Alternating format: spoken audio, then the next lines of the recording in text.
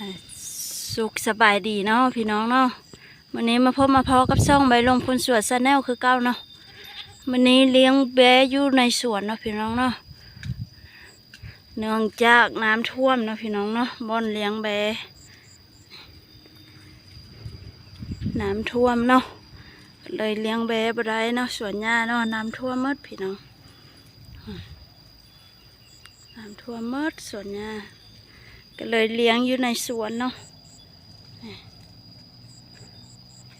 ในสวนมังนาวกระดกพี่น้องให้มันกินเนาะไม่แต่เบิ้งยานมันกินทั่วภูพี่น้อง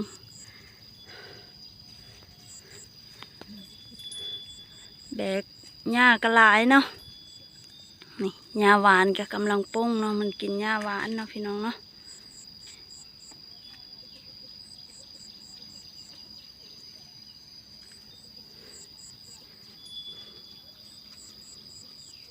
ยามพ่นน้ำขึ้นแล้วยากๆหน่อยนึงเนาะพี่น้องเนาะ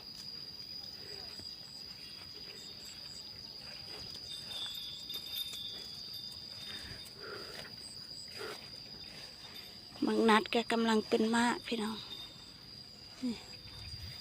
บางส่วนแบน้ำท่วมหมดพี่น้อง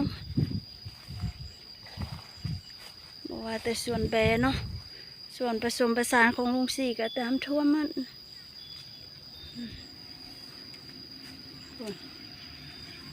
ท่วมหมดเนาะมังหุงมะกรวยเนาะพี่น้องเนาะ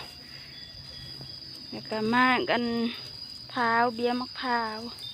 ท่วมหมดนะเถียงนาน้อยก็ยังพันเห็นหลังคาซ้ำพี่น้อง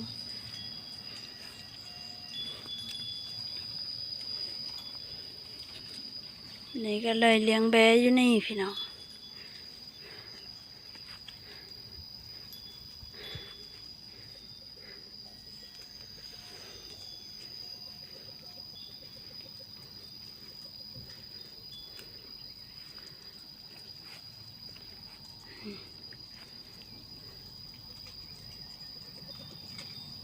สบายเนาะสวัสดกินหญ้าหลายบุฟเฟ่เลยกินบ่อัน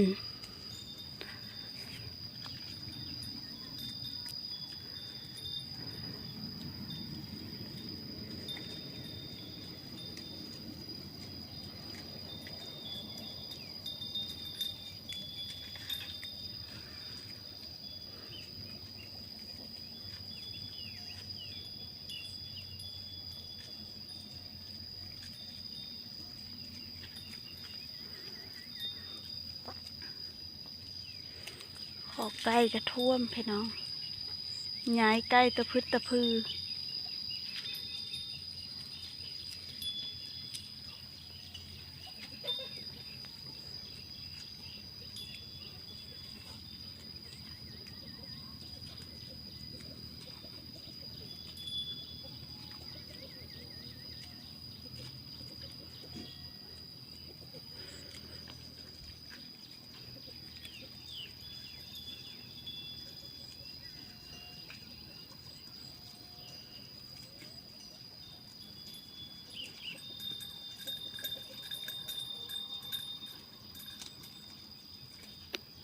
กินดีเนาะพี่น้องเนาะหญ้าหวาน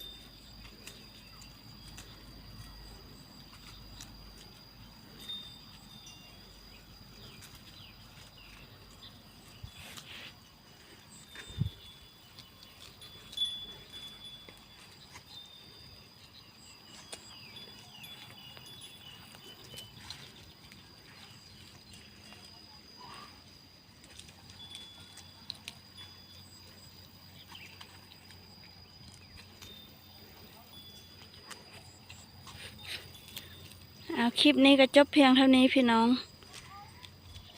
ข อกดขอกำลังใจในเด้อพี่น้องเด้อกดไลค์กดแชร์กดติดตามเพื่อเป็นกำลังใจให้กันนะพี่น้องเนาะสุดท้ายนี้ก็ขอกล่าวคำว่าสบายดี